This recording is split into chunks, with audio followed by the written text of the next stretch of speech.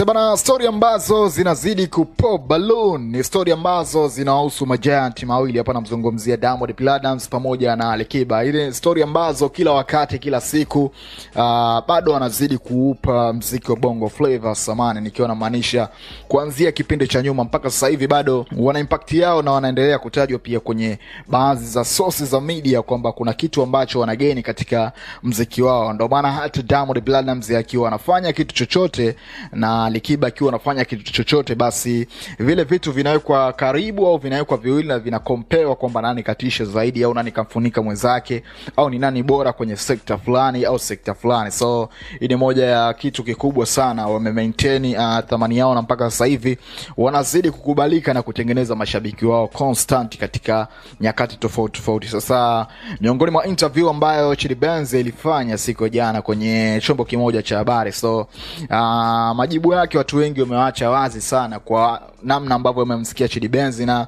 kwa upande wa pili wengine kutegemea kwamba Chidi Benz anaweza akajibu vile. Chidi Benz aliulizwa kwamba kwa upande wake kati ya Diamond Platnumz na Alikiba ni nani mkubwa au nani giant kwenye muziki wa Bongo Flava. So Chidi Benz akaamua kumpa maua Alikiba na kusema kwamba Diamond mwenyewe anafahamu kwamba Alikiba ni mkubwa kwa upande wake, au sio bana, kabla yeye. Hiyo ni moja kati ya kauli ambayo imezungumza chuma Chidi Benz kwamba Diamond mwenyewe anafahamu kwamba Alikiba ni mkubwa kuliko yeye.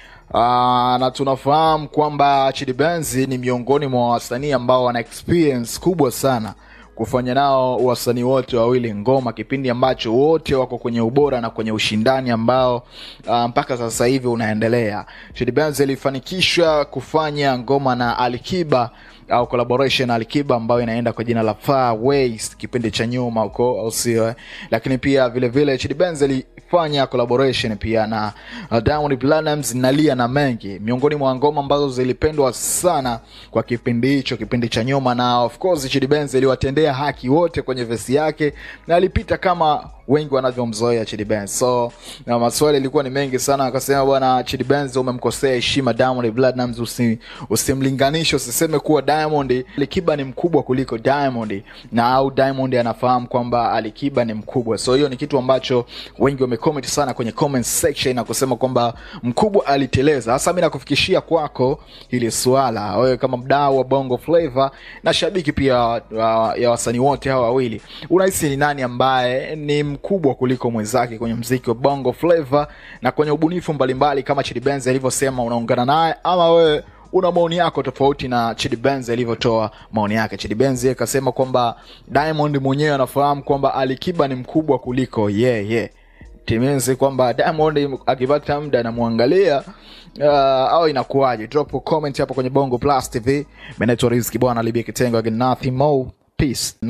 Ngine mnauliza mnatengeneza yule Alikiba Diamond ila Diamond ajua unaelewa ninachosema? Unaelewa ninachosema? Nasibu anajua Ali mkubwa sana. Okay. Kabla mimi alikuwa Ali. Sasa we vipi leo umemshirikisha? Why mnamshirikisha Alikiba na Diamond? Why? Diamond ana mpango huo, kwanza ashindani naye. Unajua Diamond anaenda yeye njia yake, sawa? Alikiba ana njia yake. Alikiba anashukuru anachokipata huku. Diamond anaenda huku, sawa kabisa. Nini why mnasema Alikiba Diamond mnatuzungua? Haya sawa.